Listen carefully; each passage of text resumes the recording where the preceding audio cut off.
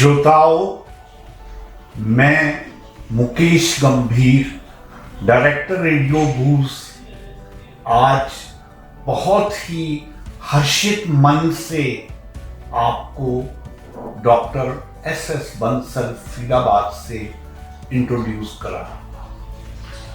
साथियों, जब कभी कोई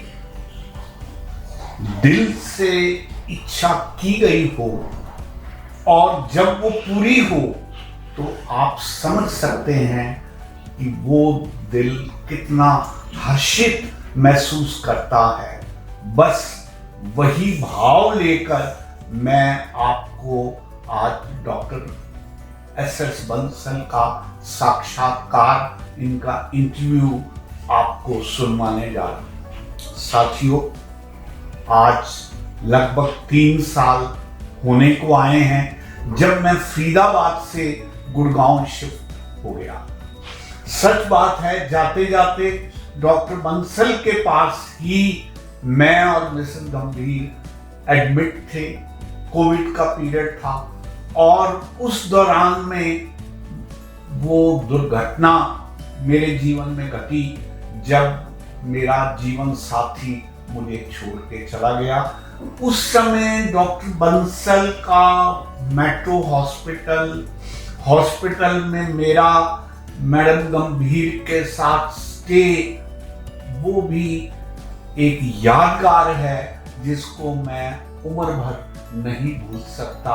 आज कुछ ऐसी ही कड़वी मीठी यादों को जहन में रखते हुए आज पुनः मैं डॉक्टर बंसल से मिलने आया हूं और मैं तहे दिल से डॉक्टर बंसल का आभार व्यक्त करता हूं कि उन्होंने अपने इतने व्यस्त जीवन में आज का समय निकाला हमारे से रूबरू बात करने के लिए। डॉक्टर साहब, मैं आपका तहे दिल से आभार व्यक्त करता हूं कि आपने समय दिया। अपनी बातचीत हम करेंगे, लेकिन मैं पुनः तहे दिल से आपने जो कुछ भी मेरे और मेरे परिवार के लिए किया है उसके लिए मैं पहले ही आपका आभार व्यक्त करता हूँ। धन्यवाद सर। डॉक्टर गंभीर, आपको धन्यवाद करने की जरूरत नहीं है आपको, कि इतने हमारे वेल रिस्पेक्टेड, हमेशा हम आपको बहुत मानते रहे हैं और आपका और मैडम के साथ हमारा बड़ा जुड़ाव और बहुत लगाव शुरू से ही रहा है, आज से नहीं 25 सालों से। तो इसलिए आप बिल्कुल भी धन्यवाद तो करना ही नहीं चाहिए आपको, ये तो हमारा फर्ज था। Unfortunately we lost her due to Covid, तो वो मेरे लिए भी एक बहुत बड़ी दुर्घटना हुई है, एक बहुत ही दुखदायी चैप्टर मेरी लाइफ का है। डॉक्टर बंसल, लास्ट टाइम जब हम आपसे मुलाकात करी थी तो हम लोग आप ही के दूसरे हॉस्पिटल, मेट्रो हॉस्पिटल में थे। आपको भी यहाँ आए हुए लगभग 3 साल हो गए हैं। सबसे पहले तो मैं आपको इस बात की मुबारक देना चाहता हूँ कि जिस चहल पहल को मैं उस हॉस्पिटल में देख रहा था, उससे कहीं बढ़कर चहल पहल मैं इस हॉस्पिटल में देख रहा हूँ। तो मैं ये समझता हूँ डॉक्टर साहब, ये आपकी शोहरत, आपकी लियाकत, आपकी रेपुटेशन है जिसने आज 3 साल में ही आपके इस नए हॉस्पिटल, जिसको आप एस बंसल के नाम से, SSB heart and multi speciality hospital के नाम से हम चला रहे हैं। तो ये भी उतनी ही ऊंचाइयों तक पहुंच चुका है जिस लेवल पर आपने अपना मेट्रो हार्ट हॉस्पिटल को छोड़ा था। तो डॉक्टर साहब, इसके लिए मैं समझता हूँ आप मुबारक के पात्र हैं, और क्योंकि आप परमात्मा में बहुत विश्वास रखते हैं, अब मुझे आपकी निजी जीवन के बारे में भी और बहुत सी बातें आपकी सिस्टर के माध्यम से, मैडम शारदा मित्तल गुड़गांव में हैं, हमारे पास रेडियो में आते रहते हैं, उनके माध्यम से भी आपकी और आपके परिवार के बारे में मुझे जब मालूम पड़ता है तो मैं दिल में बहुत प्रसन्नता महसूस करता हूँ कि हमारे एक मित्र वो साधुवाद के काबिल हैं कि उन्होंने जीवन में इतनी तरक्की की, और साथ साथ डॉक्टर साहब आपकी जो मानवता के ह्यूमैनिटेरियन एस्पेक्ट के जो चर्चे चारों तरफ सुनाई देते हैं, इसलिए मैं बहुत प्रेरित था कि मैं आपका इंटरव्यू करूं और आपसे बातचीत करूं। Thank you sir. तो डॉक्टर साहब जी, आपके इस नए हॉस्पिटल के बारे में मैं आपसे जानना चाहूंगा, कितने एरिया में ये बना हुआ है, कितने बेडेड हॉस्पिटल है, क्या क्या इसमें स्पेशलिटी है, कहाँ तक आप पहुंच गए हैं और किन ऊंचाइयों को अभी आपने पाना बाकी है, इसके बारे में मैं आपसे जानना चाहूँगा। जी सर। जी बहुत बहुत धन्यवाद गंभीर साहब आपका। जब मैं मेट्रो हॉस्पिटल से नवंबर 2020 में डॉक्टर लाल से मेरी सेपरेशन हुई जी, तो मैंने इस हॉस्पिटल को QRG के नाम से जाना जाता था, हैवेल ग्रुप से टेक ओवर किया था। राइट। 14 साल पुराना हॉस्पिटल था। राइट। लेकिन उस समय इस हॉस्पिटल में मुझे काफ़ी सारी कमियां नज़र आ रही थी। राइट। तो सबसे पहले मैंने आते ही इक्विपमेंट जो है लगभग 35 करोड़ का इक्विपमेंट में इन्वेस्ट किया। इस हॉस्पिटल में लेटेस्ट इक्विपमेंट लेके आया मैं। और उसके अलावा जो इसके अंदर हमने पहले यहाँ पे 140 बेड्स थे जी, इसको हम 220 बेड्स में कन्वर्ट किया। और बहुत इंटेंसिव केयर की कमी थी, तो इंटेंसिव केयर में जहाँ पे सीरियस पेशेंट का इलाज होता है, क्रिटिकल केयर एरियाज जैसे CCU है, ICU है, CTVS है, वो सारे एरियाज को स्ट्रेंथन किया, नए ICU बनाए जी। उसके अलावा हम कार्डियक MRI, यहाँ पे MRI नहीं था, हम MRI जो फरीदाबाद के अंदर भी फुली लोडेड MRI, जिसके अंदर आप ब्रेन का, अगर किसी को ब्रेन की कोई भी तरह का कैंसर है या ब्रेन की किसी भी तरह की बीमारी है, जैसे ट्राइजेमिनल न्यूरैल्जिया है या कईयों के फेस पे ट्विचिंग्स होती हैं, फेशियल स्पाज्म आते हैं, उसके लिए लूप्स डिटेक्ट करने होते हैं कि नर्व के आसपास आर्टीरियल लूप तो नहीं है। तो बड़ी छोटी छोटी जो चीजें डिटेक्ट नहीं होती रूटीन MRI में, वो सारी हमारे MRI, एडवांस्ड MRI में वो डिटेक्ट हो जाती हैं। हार्ट की बीमारियों के लिए भी हमारे MRI में हार्ट की बीमारियां, हार्ट में सूजन तो नहीं है, हार्ट के अंदर लीकेज अगर इको में प्रॉपरली नहीं पता चल रही तो, या कंस्ट्रक्टिव पेरिकार्डाइटिस बीमारी है जो कई बार इको में नहीं पता चलती है, तो हमारे MRI में वो सारी डिटेक्ट हो जाती हैं हार्ट की बीमारियां। उसके अलावा हार्ट की एंजियोप्लास्टी या बाईपास करने से पेशेंट को फायदा होगा या नहीं होगा, वो हमारा कार्डियक MRI बता देता है। ठीक है। तो उसमें वायबिलिटी और नॉन वायबिलिटी का कंसेप्ट होता है कि डेड एरिया को आइडेंटिफाई करना कि ये एरिया डेड हो चुका है, इस पे एंजियोप्लास्टी इसकी नस की करेंगे या बाईपास करेंगे तो भी फायदा नहीं होगा मरीज को, तो वो डिटेक्ट करना जरूरी होता है। कई सिचुएशंस ऐसी होती हैं जिसमें आपको इको से श्योरिटी नहीं होती, ECG इको के बेसिस पे, कि पेशेंट का हिस्सा हार्ट का कुछ पोर्शन जिसकी नस को आपने बाईपास करना है या स्टेंटिंग करनी है वो डेड तो नहीं हो गया है जी, तो वो हमारा MRI बता देता है। उसके अलावा प्रोस्टेट का कैंसर, ब्रेस्ट का कैंसर, लीवर डिजीज के अंदर लीवर डिजीज, तो इस तरह की बहुत सारी फैसिलिटीज उस MRI में है। तो मैंने एक उस तरह का MRI लेके आया।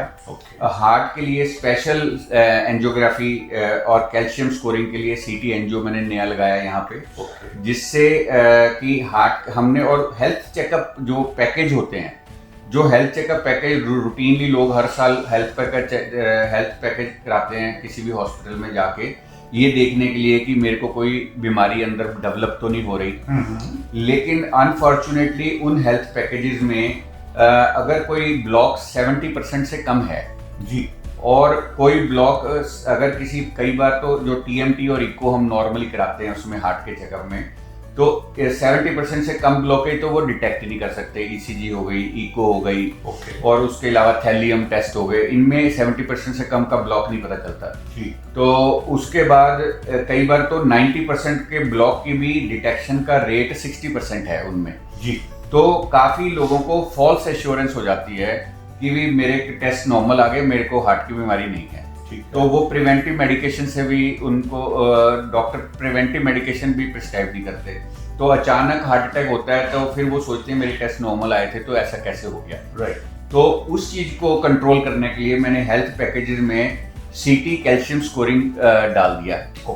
जो कि फरीदाबाद में सिर्फ फरीदाबाद क्या पूरे इंडिया में रादर हेल्थ चेकअप पैकेज में कोई सीटी कैल्शियम स्कोरिंग नहीं कराता है। ओके। तो सीटी कैल्शियम स्कोरिंग से हम अर्ली डिटेक्शन कर लेते हैं हार्ट डिजीज की, और पेशेंट को प्रिवेंटिव मेडिसिन पे डाल देते हैं, जिससे उसको ब्लॉकेज बढ़े ही ना और लाइफ में कभी एंजियोप्लास्टी स्टेंटिंग की या बाईपास की नौबत ही ना आए। तो एक तो हमने ये यहाँ पे किया खास। उसके बाद हमने ब्रेन के लिए नेविगेशन, हमारा न्यूरोसर्जरी डिपार्टमेंट बहुत अच्छा है, तो उसमें छोटे से छोटा ट्यूमर ब्रेन के डीप बैठा हुआ है तो भी हमारे पास नेविगेशन सिस्टम है, माइक्रोस्कोप भी बहुत एडवांस्ड है और नेविगेशन सिस्टम है, जिससे हम ब्रेन को बिना डैमेज किए एक पर्टिकुलर ऐसा एंगल ढूंढ लेते हैं। नेविगेशन से सीटी स्कैन उस नेविगेशन सिस्टम में फीड कर दिया जाता है और सीटी स्कैन वो एंगल बता देता है नेविगेशन सिस्टम के द्वारा कि एक छोटे से होल में से आप बिना स्कल को खोले आप उस होल में से उस ट्यूमर को निकाल सकते हो। तो उसमें आपको ब्रेन का, नहीं तो क्या होता है कि अगर बहुत डीप है तो आपको ये नहीं पता चलता किस एंगल से मुझे जाना है, किस एंगल से मैं वहां पहुंच सकता हूं ट्यूमर तक। तो वह एग्जैक्ट एंगल आपको बता देता है और छोटे से होल से आप उस एंगल में जाके उसको ट्यूमर को निकाल के सक कर सकते हो। तो नेविगेशन सिस्टम लेके आया जो कहीं पे नहीं है फरीदाबाद में। उसके बाद फिर मैं यहाँ पे उसके अलावा मैं एक यहाँ पे हॉल्मियम लेजर, जिससे पेशेंट को बिना ओपन किए आप उसके स्टोन, हॉल्मियम लेजर से स्टोन निकाल सकते हो किडनी के। और उसके अलावा जो है आप उससे प्रोस्टेट की सर्जरी कर सकते हो। लेजर लेके आया मैं, जिससे आप वेरिकोस वेन्स का ट्रीटमेंट कर सकते हो। ये एडवांस लेजर है जिससे पाइल्स की सर्जरी कर सकते हो, फिस्चुला, साइनसेस, ये सारे आप लेजर से कर सकते हो। तो हमने जो बिना सर्जरी, मिनिमल इन्वेजिव जिसको कहते हैं ना, मिनिमली इन्वेजिव टेक्निक्स जितनी डेवलप हुई हैं, नी के लिए हम रोबोट लेके आए कि नी रिप्लेसमेंट हम रोबोट से करते हैं। तो इस तरह से मैं जो टेक्निक्स मेट्रो में भी मेरे पास नहीं थी, मेरे को वो लेटेस्ट टेक्निक्स में यहाँ लेके आया जी। और मेरी कोशिश ये रही कि वे पेशेंट जो यहाँ पे आए उसको बेस्ट एडवांस ट्रीटमेंट जो वर्ल्ड की है, क्योंकि सारा इक्विपमेंट मैंने नया खरीदा तो, और नए ऑपरेशन थिएटर भी बनाए यहाँ पे। तो उससे मैं नई टेक्नोलॉजी और जो लेटेस्ट इंफॉर्मेशन है दुनिया में उसका एडवांटेज में लेके आया, ताकि मेरे पेशेंट्स को वर्ल्ड क्लास ट्रीटमेंट मिले। और जो पेशेंट्स अफोर्ड नहीं कर सकते उनकी लोन भी, उनको हम इंटरेस्ट हम बियर करते हैं लोन का, हम उनको लोन भी दिलाते हैं। और हमारी कोशिश ये है कि उनको world class treatment minimum possible rate पे मिले। हमारे पास सारे इंश्योरेंस कवरेज, इंश्योरेंस कंपनियों ने भी सबने हमारा पैनल पे हमें लिया। गवर्नमेंट, सेंट्रल गवर्नमेंट ने लिया, हरियाणा गवर्नमेंट ने लिया, ECHS ने लिया, ESI ने लिया। तो प्रैक्टिकली हमें, हमारे हॉस्पिटल को सभी ने रिकॉग्नाइज किया। NABH वालों ने भी हमें क्वालिटी सर्टिफिकेट दिया, NABL ने भी दिया। तो इस हॉस्पिटल में पिछले 2-3 साल में काफी चेंजेस लेके आया मैं कि जो हॉस्पिटल 14 साल से नहीं चल पा रहा था, उसमें मैं ये समझता हूँ कि जब तक हम पेशेंट को क्वालिटी सर्विस नहीं देंगे, क्वालिटी सर्विस मेडिकल में बहुत इंपॉर्टेंट है। सीरियस पेशेंट की लाइफ बचाने के लिए सबसे इंपॉर्टेंट चीज क्वालिटी सर्विस है। और क्वालिटी सर्विस के लिए आपको अच्छे डॉक्टर, कॉम्पिटेंट डॉक्टर और अच्छा इक्विपमेंट, डायग्नोसिस अच्छे इक्विपमेंट के बिना नहीं बन सकता प्रॉपर। और बिना डायग्नोसिस के अच्छा डॉक्टर भी ट्रीट नहीं कर सकता। प्रॉपर डायग्नोसिस बहुत इंपॉर्टेंट है। तो वो सारी चीजों से मेरे पास यहाँ पे अब हार्ट का डिपार्टमेंट बहुत अच्छा है, जिसमें हम इलेक्ट्रोफिजियोलॉजिस्ट भी है, हमारे पास डेडिकेटेड इलेक्ट्रोफिजियोलॉजिस्ट जो हार्ट की करंट की एबनॉर्मेलिटीज को हैंडल करते हैं। तेज धड़कन को, स्लो धड़कन को, वीक हार्ट की पावर बढ़ानी हो, वो सारी मशीनें लगानी, वो सारा हार्ट के होल बंद करना बिना ऑपरेशन के, वाल चेंज करना बिना ऑपरेशन के, वाल खोलना बिना ऑपरेशन के, ये सारी टेक्निक्स, कैथेटर बेस्ड टेक्निक्स हम लेके आए।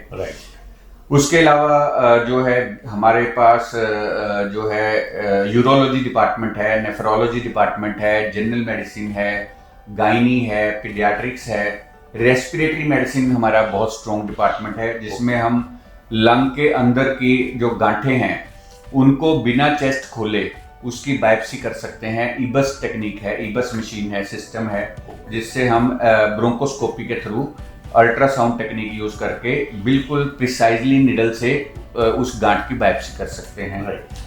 तो मिल्क इंटॉलरेंस के लिए हम लेके आए यहाँ पे एक टेस्ट होता है हाइड्रोजन ब्रेथ टेस्ट, फिर पेट के किसी भी हिस्से की ब्लीडिंग को कंट्रोल करने के लिए प्लाज्मा आर्गन लेके आए हम, जो हमारे पास वहां पे नहीं थी। तो मैंने कोशिश की है कि जो चीजों की मेरी डेफिशिएंसी वहां पे थी वो भी मैंने कवर करने की कोशिश की है।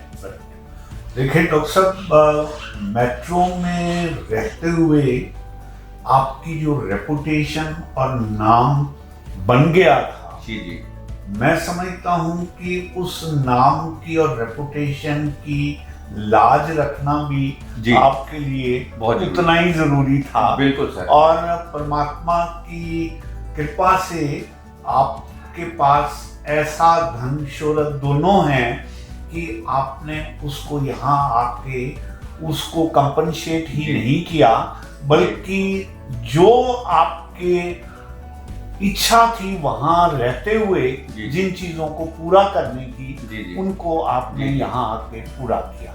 डॉक्टर साहब, इन नटशेल ऐसी कौन कौन सी एडवांटेजेस पोजीशन आपने इस नए हॉस्पिटल में एस्टैब्लिश करी हैं जो वहां नहीं करी? आप बता चुके हैं, लेकिन इन ब्रीफ में आपसे पुनः जानना जी। वहां पे हमारे पास कार्डियक एमआरआई नहीं था, तो हम यहाँ कार्डियक एमआरआई लेके आए।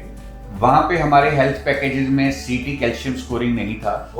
वो सीटी कैल्शियम स्कोरिंग जिससे आप 100% श्योर हो जाते हो, प्रैक्टिकली 99% से ज्यादा एक्यूरेसी है। ब्लॉकेज की जो टीएमटी इको में 60% से कम है, उसकी 99% से ज्यादा एक्यूरेसी है कि हार्ट की बीमारी है या नहीं। तो वो चीज हम लेके आए जो यहाँ पे नहीं लाए। उसके बाद प्लाज्मा आर्गन पेट की ब्लीडिंग कंट्रोल करने के लिए वहां पे नहीं था हमारे पास, तो वो प्लाज्मा आर्गन हम लेके आए। हाइड्रोजन ब्रेथ टेस्ट वहां पे नहीं था, वो हम लेके आए, जिससे मिल्क इंटॉलरेंस का पता चलता है। किसी पेशेंट को बार बार लूज मोशन हो रहे हैं, तो वो मिल्क इंटॉलरेंस होती है, उनको पता नहीं होता, तो वो हाइड्रोजन ब्रेथ टेस्ट से हम कर लेते हैं। फिर वहां पे फाइब्रोस्कैन नहीं था, फैटी लीवर सरोसिस के लिए, वो हम लेके आए। उस समय नहीं था, अब शायद हो, मुझे पता नहीं।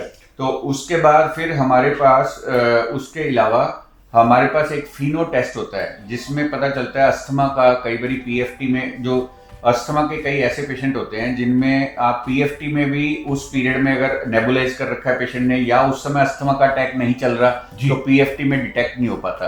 तो वो फिनो टेस्ट से डिटेक्ट होता है, वो हमारे पास फिनो है, जो वहां नहीं था। अब वहां पे डिफ्यूजन स्टडीज नहीं थी लंग के लिए, वो हम यहाँ पे हैं, डिफ्यूजन स्टडीज हैं हमारे पास। तो उसके अलावा वहां पे हमारे पास हर डिपार्टमेंट में मैंने कोशिश की है, जैसे नेविगेशन सिस्टम जो है ब्रेन का नहीं था वहां पे, वो नेविगेशन सिस्टम लेके आए ब्रेन का, तो जिससे ब्रेन के छोटे से होल में से आप ब्रेन के ट्यूमर तक पहुंच सकते हो।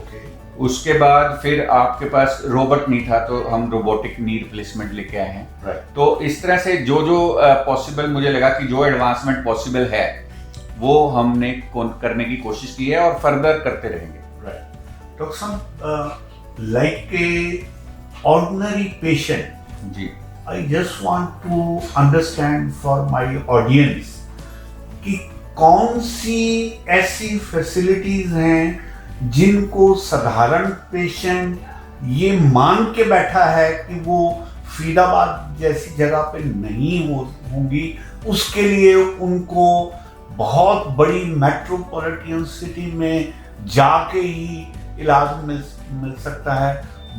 Can you please point out those areas where you have earned the specialization and make our audience clear कि भाई अब आपको घबराने की जरूरत नहीं है, आप सिर्फ हमारे पास आ जाइए, हम आपकी समस्या का हल करें। जी सर, हमारे फरीदाबाद में ना सबसे बड़ी प्रॉब्लम है, यहाँ पे पूरे दिल्ली एनसीआर में वो प्रॉब्लम है कि ट्रांसप्लांट जो ऑर्गन्स ट्रांसप्लांट का प्रॉब्लम है। हार्ट ट्रांसप्लांट जो है साउथ इंडिया में बहुत कामयाब है, वहाँ डोनर भी हैं। यहाँ पे हार्ट ट्रांसप्लांट का प्रोग्राम इतना दिल्ली एनसीआर में कामयाब नहीं है।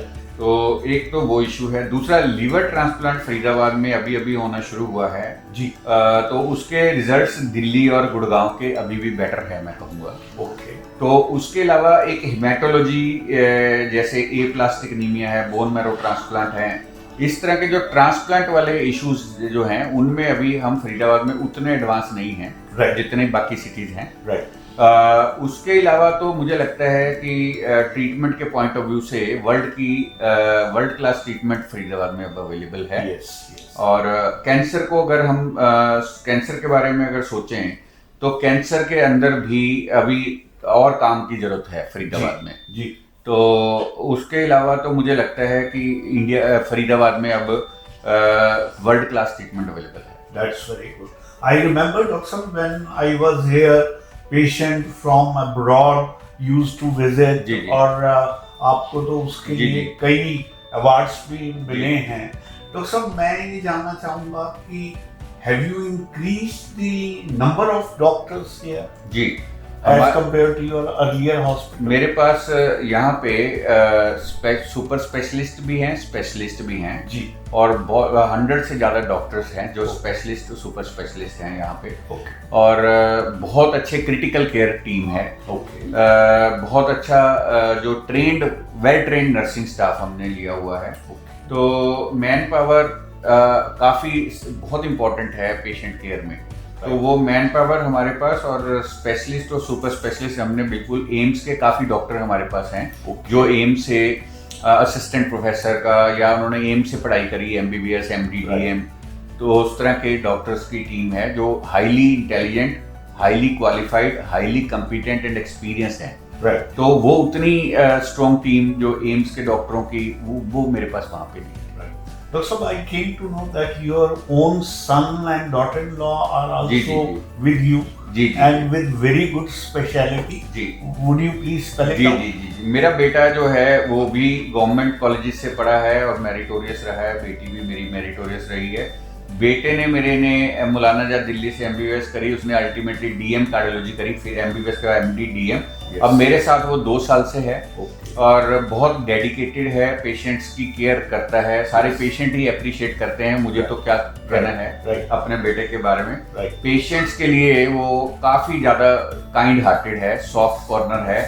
पेशेंट के लिए सबसे ट्रू कॉपी सबसे इम्पोर्टेंट हमारे लिए पेशेंट होता है। पेशेंट ठीक होके जाए और पेशेंट की जितनी पॉकेट अलाउ करती है हम we try to manage in that. और उसमें भी हम कोशिश करते हैं कि उसको वर्ल्ड क्लास ट्रीटमेंट दी जाए और उसकी अफोर्डेबिलिटी के हिसाब से दी जाए।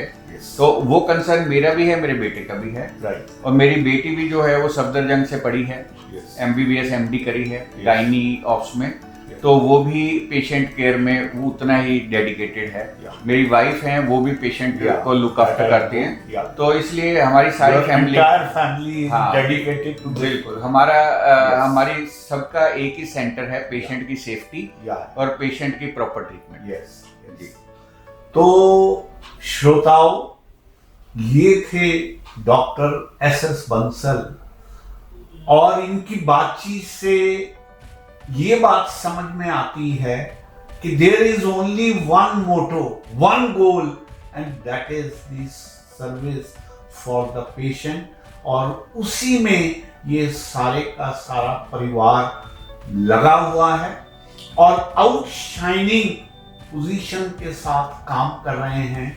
डॉक्टर साहब, I wish all the best and all the good for your future.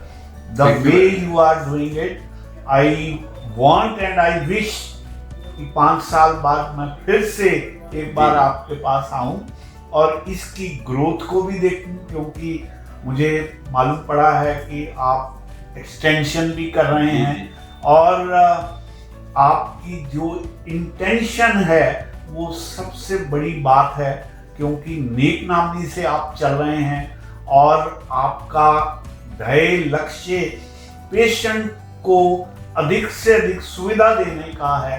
तो मैं समझता हूँ परमात्मा भी ऐसी संस्थाओं पर और ऐसे व्यक्ति पर विशेष कृपा रखता है। तो डॉक्टर साहब, मैं अपने इस इंटरव्यू को एक छोटी सी शायरी के साथ समाप्त करना चाहता हूँ, जो आपके बिहाफ पर मैं कहता हूँ कि तेरे सजदे में सर को नवाऊं तो क्यों ना नवाऊं, और तेरे सजदे में सर को झुकाऊं तो क्यों ना झुकाऊं। तूने भी तो झोलियां भर भर के नवाजा है मुझको, फिर तू ही बता तेरे सजदे में गीत गाऊं तो क्यों ना। बहुत बढ़िया, बहुत बढ़िया। और मैं सर रादर मैं इसी चीज को कंटिन्यू करते हुए एक लाइन में ये बोलना चाहता हूँ कि भगवान ने जो है इतनी कृपा करी, लोगों ने इतना विश्वास जो हम पे विश्वास किया, जो हम पे हमारा जो हम कुछ नहीं है, ये भगवान की कृपा है और लोगों का विश्वास है, जिसके सहारे हम जो कुछ कर पाए हैं वो बिना पब्लिक की सपोर्ट के, बिना हमारे लोगों के विश्वास के और भगवान की कृपा के हम नहीं कर पाते। देखिए डॉक्टर साहब, आपकी बातें सुन के, आपका इंटरव्यू सुन के, ना जाने क्यों मुझे ये लगता है कि बार बार आपको मैं अपनी शायरी से नवाजूं। जी जी। मैं एक और अशार आपके लिए अर्पित करना चाहता हूँ। मैं एक बात कहता हूँ कि ना सही बेशुमार दौलत जी तेरी रहमत का खजाना तो है जी, और ना चढ़े इश्क परवान मेरा जी, तेरी जुस्तजू का बहाना तो है। वाह ढूंढते फिरते हैं लोग उसको दर बदर, कहीं और मिले ना मिले, मेरे दिल में उसका ठिकाना तो क्या बात है, मेरे बहुत दिल बढ़िया, में उसका बहुत ठिकाना बढ़िया, तो है। वाह वाह। तो साथियों, ये थे डॉक्टर SS बंसल। परमात्मा ने चाहा 5 साल में पुनः आपका ऐसा ही एक इंटरव्यू और हम करेंगे और इनके द्वारा की प्रगति, इनके द्वारा की गई और डेडिकेशन के बारे में हम आपसे परिचित कराएंगे। इन्हीं शब्दों के साथ डॉक्टर साहब आपका बहुत बहुत आभार, बहुत बहुत आपके चैनल का भी आपका बहुत बहुत शुक्रिया सर। Thank you.